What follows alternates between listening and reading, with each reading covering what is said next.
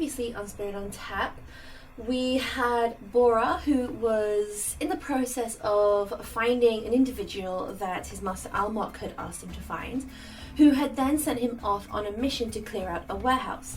Meanwhile, Ka and Atonement from Sin had just arrived in Malan with their own individual missions, but they decided to stick together.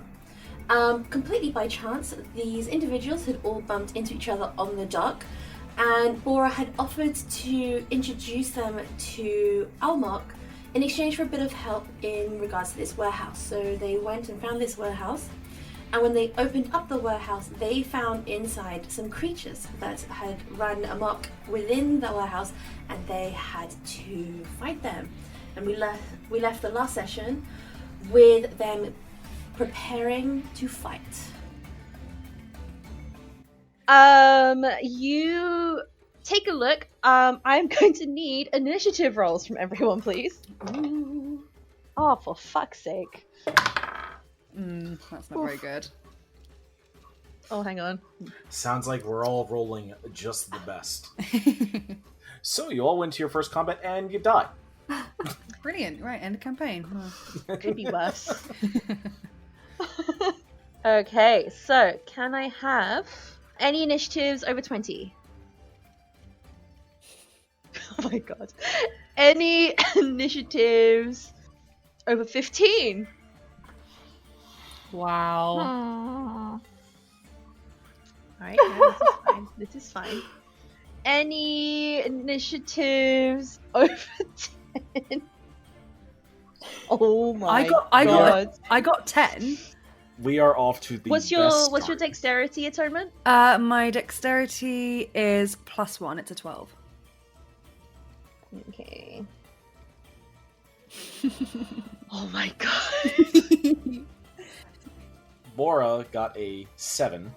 Nice. Alright. Ka got an 8. The fighter goes last.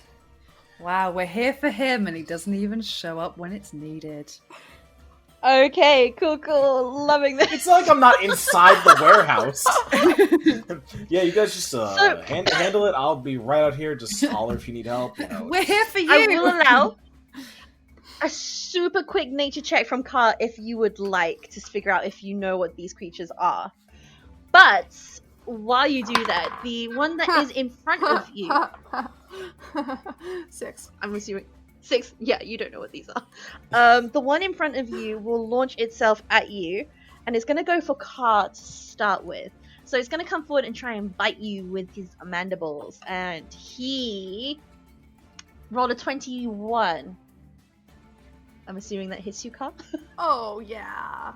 Oh, yeah. You guys are not high enough level yet to have over 20 AC. I don't even have over 15. I don't even have over 12. My AC is 11. If it helps, AC is 11? it did 2 piercing damage. Okay, thank God. Oh my God, we've got to protect Ka, man. God, that was terrible. It does 2 piercing damage. And then the one from the left is going to attack you. So this is the left as if you're looking into the building. So it's going to... Actually, this one's going to attack Bora. Because you two are sort of like front and center in this building right now. So that is going to get you for a 19, Bora? That hits. Nice. Look, I washed up on an island. I don't exactly have armor. This is true. It's alright, you can work your way to having armor. So, you take 4 hit points of damage. Are you wearing any armor, Bora? I would be wearing actually a chain shirt underneath my clothing. Nice. Okay, so as this creature bites at you, you think you're safe from the chain shirt, but it manages to get its pincers into you, so you take 4 hit points of damage, as I mentioned. Mm-hmm. But you also notice that the area around where it bites you is going from a beautiful oiled chain, and it's starting to turn red and rusty. Oh no. Your armor now gives you... You take -1 penalty to what your armor gives you right now. So like your AC goes down by 1? Your AC goes down by 1. This is gonna be a great day. Oh, I know. no. Atonement, it's your turn now. Wow, Jesus Christ. Okay. So there's one kind of. So there were two attacking the people on either side of me, basically. Yeah. Okay. Well, I'm guessing Bora probably would have kind of reacted to the fact that his armor's gone all weird. So she would like run over to the one that's fighting him. Can she flank him, or is it just more of like a L shape kind of? I would say you could probably flank this this creature Nice. by like darting around it and trying to get into position. Yeah. Or so you can like, I'll allow you a real quick push of the door to see if you can push the door open a little bit more to get in its side. No, it's cool. Yeah, I run on the other side and stand what would be like 5 foot, next to the person. And then she's going to attempt to cast Inflict Wounds.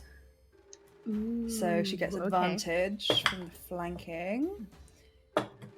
Oh, neither of those are brilliant. 14. It hits. Yes! I wasn't expecting fighting. Where's my d10s? Okay, this actually does a pretty decent amount of damage. That is 15 necrotic damage. Holy shit! That was more than I was expecting. Hey, this is on D&D Beyond. It says 3d10. Yep, no, that's fine. Harm is ridiculously strong, or inflicting wounds Having rather is said that, ridiculously strong. What do you have on your hands? No, Atonement? Is it just bare hands? nothing. Yeah, she has No rings or an anything? armband, like a one up here, but no rings. I think that will get in the way of her seeing. I will say that the armband is... What is it made from? I don't know. It's the bangle you gave me for prestidigitation. So whatever you would like it to be. Okay, it's a magical item. That's fine. That. I need it. It's a magical item. It's cool. It's safe for now. Yeah, I mean she's wearing she's probably wearing like a metal belt. Oh, yeah. Okay. But I will say that anything that metal on you guys at this point is, if you do notice this, like you see that the chainmail is starting to go a bit rusty, any metal that you would take a look at is starting to become a bit tarnished. great. Especially if it's made from iron. Okay, Kat and then Bora. Oh man. So Starting you great. so where are the remaining two with respect to where I am? So you've got one that's attacking you. We've got one that's being flanked by Bora and Bora and Atonement right now. Okay, You haven't seen the third one yet. Have not seen the third one. Okay. Well, I would like to interweave my fingers and then pull up from the ground, and a bunch of flowering vines spring from the ground. I'm casting Entangle on the... Oh my god, I don't think it's going to succeed. That's a 9. Yes. Is he restrained? He is restrained, and that is my action. Would also like to see if I can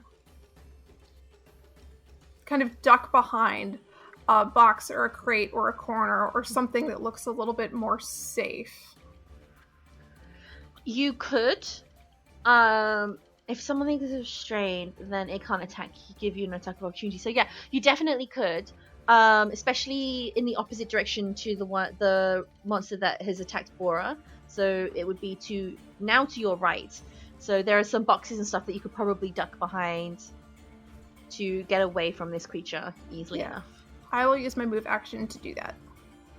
Okay, so with that, you kind of like duck behind a crate, and as you kind of turn around the corner, you see another one of these creatures coming towards you. Okay. It's alright. I love you guys. That could have gone better. It's alright. you You'll be fine. Do you? Bora's turn! Okay, so after being shocked by the fact that his chain shirt is rusting, and now that there's blood ruining his good shirt, which is not really that good because he's in plain clothes, Bora is going to square up on the creature that attacked him, which I believe is the one that Atone from Sin attacked. And he's gonna basically give like a good palm thrust. Yeah. That's a 17 to hit on the advantage. It does hit. I will say the carapace at the moment looks like it's sort of disintegrated a little bit under inflict wounds, so it's looking a little bit rough.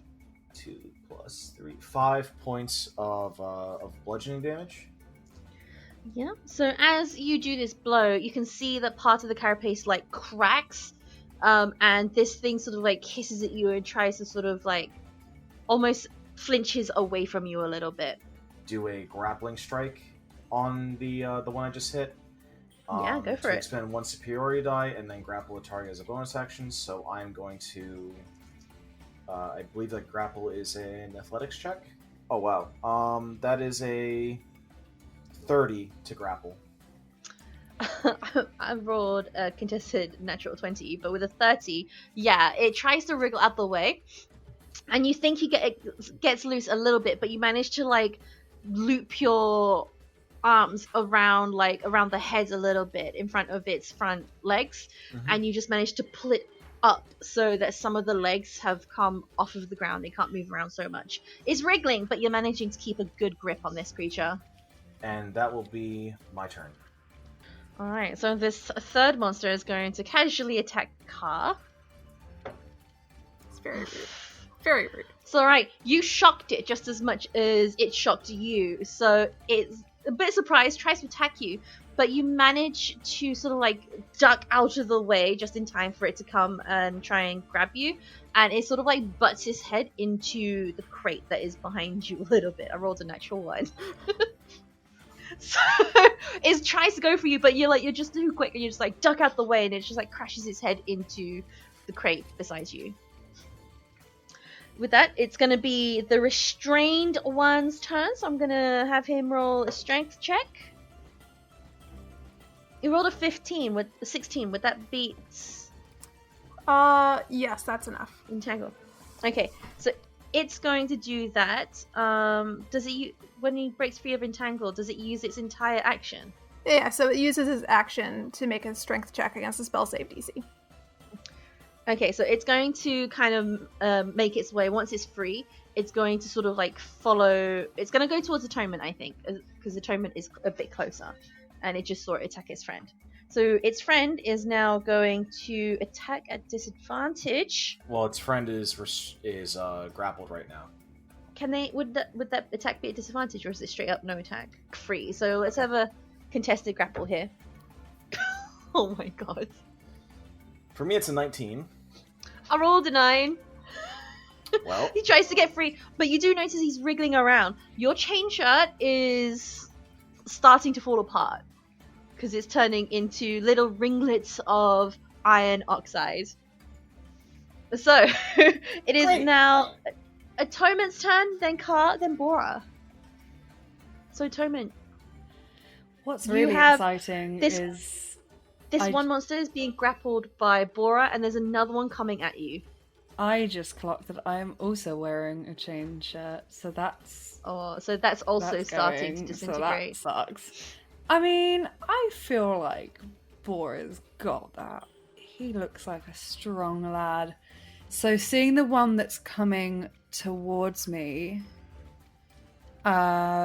she's gonna turn and cast Sacred Flame at it. So you need to make a Dexterity saving throw for me. Ugh. 5. Haha, no. 4 radiant damage. 4. Yes. And that's it, because it's a cantrip. Okay. Sounds good. Is there anything else that you would like to do? No. Not yet. Okay. Ka's turn. All right. Ka is going to. They're going to use their action to cast Guiding Bolt. So from behind this stack of boxes, you see a bright flash of light. It seems to originate at Ka's heart and follows a connected path down the arm and shoots straight at the creature that I surprised. Yep, go for it. All right, so it's a 12. To hit, Mm-hmm. unfortunately, the 12 just misses. So it manages to sort of skitter out of the way just enough that the bolt unfortunately just does not quite hit, and it goes shooting off into the darkness, and you see more boxes and stuff lit up further in the warehouse. Well, the the damage was pretty terrible anyway. So, Okay. so then as a bonus action, the light for the guiding bolt doesn't fade completely, and but it does fade to sort of to a small line with some dots connected in between. And the rest of Cod's body starts to glow in a similar manner as they enter their starry form. Yes. Okay, so you will start to shift. I'm going to shift into the archer form. So on activation, I can make a ranged spell attack, dealing 1d8 plus 3 radiant damage. So we're going to try that attack let's again. have a ranged attack. Oh, that's much better. That was my problem. I was using the virtual dice. 20? Yep, 20 hits. All right. It goes like monster, you three, monster. So it's all the monsters together, then you three together. So 5 damage. So you hit this monster, and it's going to try and attack you back for a 16 to hit with a bite. It hits. Oh, also I glow, and I emit bright light in a 10-meter radius and dim light and a 10-foot radius and dim light and a 10-foot radius beyond that. So I'm shiny. So this creature does another 2 hit points of damage. I am rolling so badly on damage, guys. I'm okay with that. God damn it. Okay, so this one other creature who's restrained is going to do another contested roll against Bora. Ooh, that's a lot better. That's a non-natural 20. That's 21. Oh!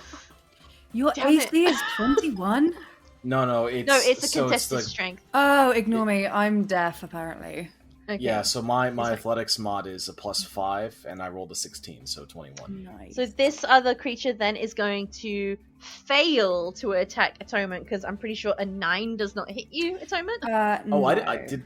So at the start of the turn, Bora has the passive for the unarmed fighting grapple. So the creature he's grappling is going to take a d4 of damage, which is 4.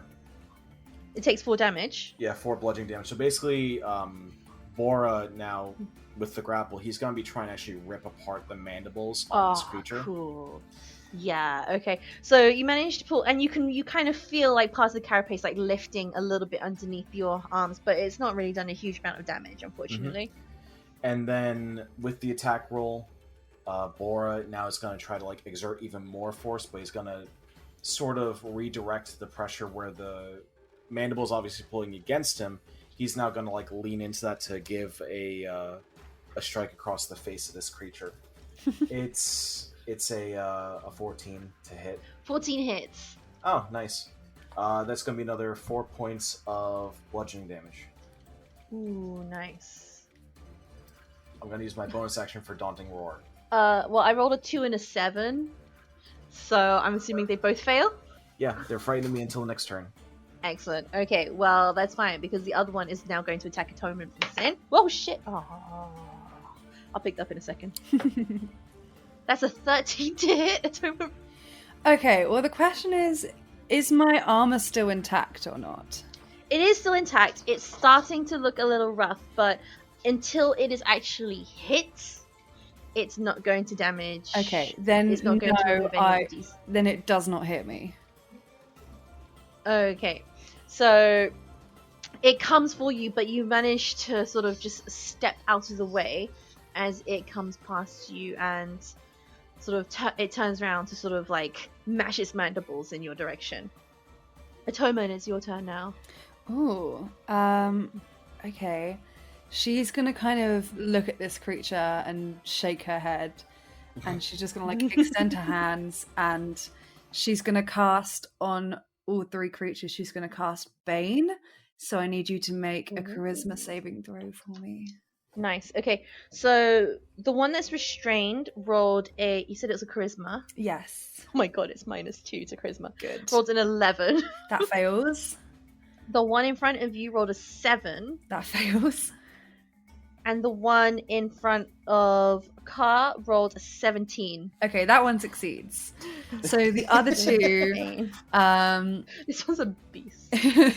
so the other 2 are baned, and whenever they make an attack roll or a saving throw, they have to roll a d4 and subtract the number. Ooh, nice. Bane is a Car, clutch it's your spell. turn. Essentially dismiss concentration to let the vines wilt away. They were lovely while they lasted.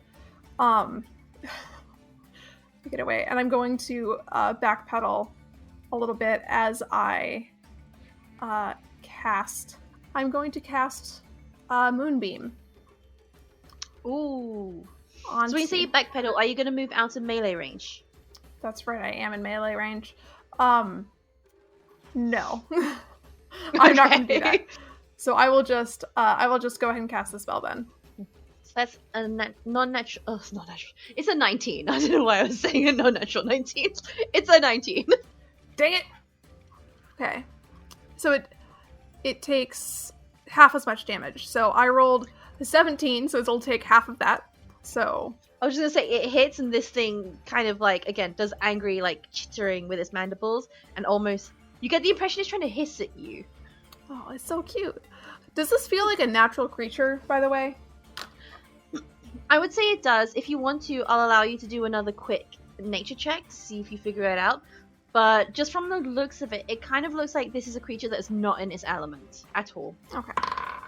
So that's a 13 on the nature check. You know what? I'm going to give this to you. This, like, you have kind of vaguely studied this in passing, like, and you've heard tales from the Wanderers. I told you, this is a rust monster, and they normally come from subterranean environments. So obviously, I would say it's safe for you to deduce that someone has brought these creatures here for whatever reason, and then they must have escaped from their cages by, like, disintegrating the iron in the cage.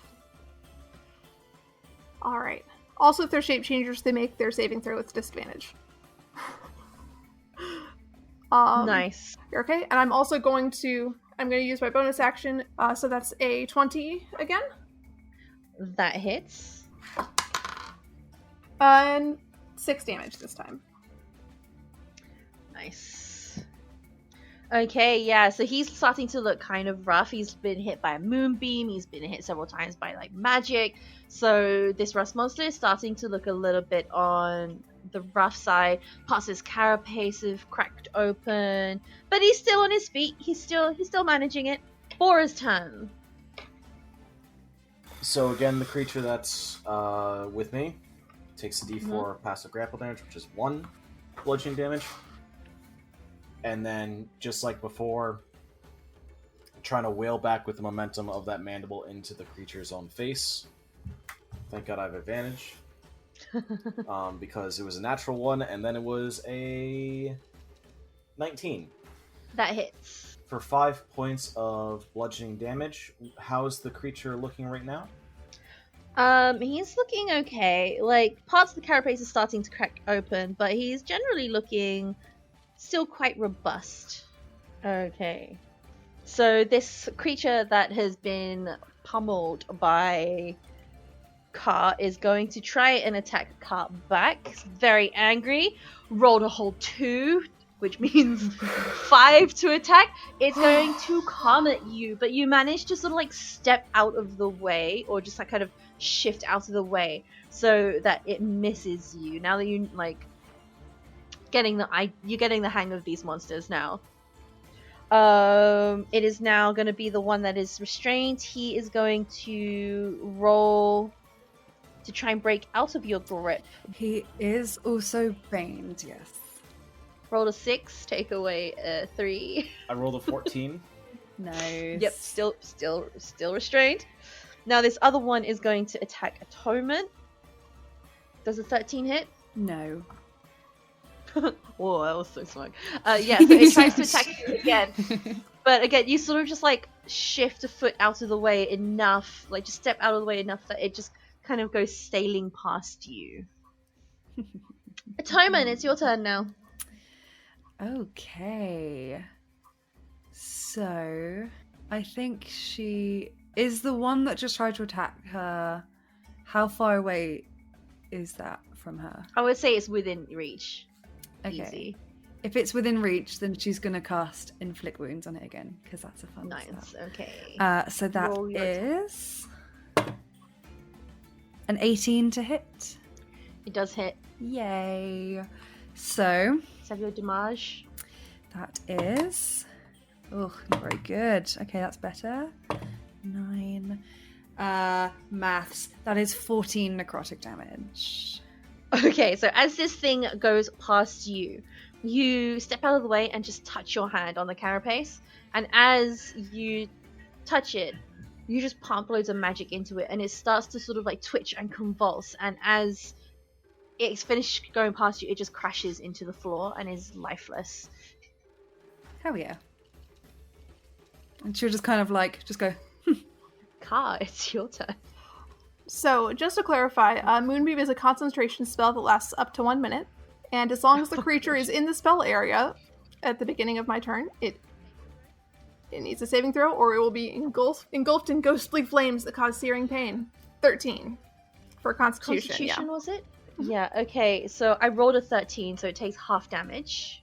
I love the idea of this is Moonbeam just going straight through the ceiling, too. I can also Just move it. imagine being that tobacco outside. It's like, what is going on? I like this. I forgot it was a vertical thing, so I'm assuming you've just punched a hole through the ceiling. Is the warehouse 40 feet high? I would say, like, maybe in the middle of the warehouse is probably near 40 feet high, and where you are roughly is about 35. Against the setting evening sun, there's just like a small cylinder right above the warehouse. It's got some. It's alright. You glowing. made a new skylight. I did. That's it was Tabaxi delightful. left us alone for all of 30 seconds, and now there's a new beam. Look, the warehouse is too dark. We're fixing the problem. That is 4 radiant damage, and then again, going to roll for the archer constellation, and again, just like the guiding bolt, these just kind of shoot out of my fingertips, like starting my chest, image. coming through the arm, and Just shooting like- out of the fingertips. Yeah, That's oh, cool I as love that hell. image so much. Does a 16 hit? It does hit. Hooray! And so for that, finally, 10 damage. Yeah, so as you shoot this rust monster with your magic beam, it's been hit by moonbeams, it's been hit by magic beams, and this last one is just a bit too much, and there's so much force behind this one that it sort of it kind of gets knocked backwards and rolls onto its side, and it just kind of seems to, I guess, steam a little bit with like magical energy before the magic dissipates. I sparkled it to death. By the power of sparkles. Echo. Fairy lights on. Oh, nice. Wow. Okay. Theatrics. We have a production budget now. Bora, it's your turn. So these two have killed the adversaries. You're Look, cuddling yours. Look, I'm working on it. It takes 2 points of bludgeoning damage to start the turn. Yep. Okay, now I'm gonna roll to hit it because that's what I do. I'm not gonna hit it this time because I'm rolling a 9. Yeah, that was an advantage. Yeah, but I'm hella frustrated right now. I'm hella frustrated, so I'm gonna use my action surge because why not? Yeah, I would say in all this time, at this point, because you are hugging it and this thing is in contact with you, the front of your chain shirt has like disappeared and the back of it just like falls to the ground. Well, it really can't fall to the ground because I'm wearing it under the current shirt I am, so it just like has this heavy leaded weight under whatever clothes I'm wearing. So it's like a slump of stuff that's sort of like now going towards my waist. It's like, this is just annoying. Lovely. That's a Action. 15. It hits. Okay, that's good. So it's 11 points of bludgeoning damage, And then I'm going to use my superiority die to use trip attack and basically like pin the hell out of it. It's looking really rough, but still alive. Well, I want it dead. So that's going to be for an additional 5 points of bludgeoning damage from my superiority die. Still up! This is just annoying. Okay, so it is going to try and break free from your grip. I can't believe this thing's still up. It's still baned, though. It is still baned. I rolled a 14. I rolled an 11. It breaks free, but that's its entire action. So it breaks free from you, and it is still... I don't think it's frightened anymore, is it? It was just for one turn. It's no longer frightened, no. So it is still going to try and scuttle away from you as soon as it's free, which means you do get an opportunity attack. Oh, it's trying to scuttle away right now? Absolutely. It's trying to like scuttle away. Absolutely. That's a 22.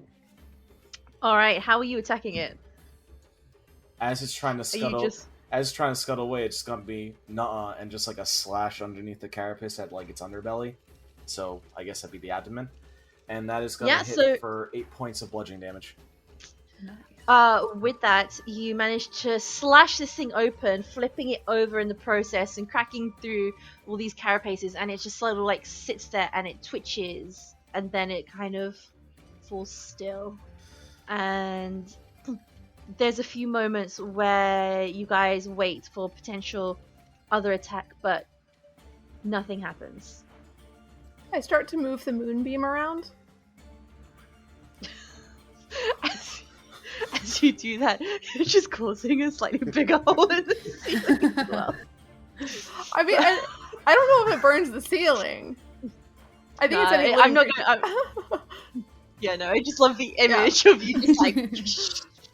So if anything goes, if anything screeches and starts clicking madly, I probably hit something. As you're just like shifting it around the building, it's lighting up areas of the warehouse, and it looks like you come across like sacks filled with like potentially food. You see crates, you see the cages that this came in, you see a dead body in the corner. But in general, there doesn't seem to be anything else living here except you guys. I make a beeline for the sacks of food. Alright, I'm gonna actually end it there, and then we will continue the food. You can nom to your heart's delight. I am not eaten in like 4 days. The only thing I want to say is that as soon as the creatures die, you just hear again.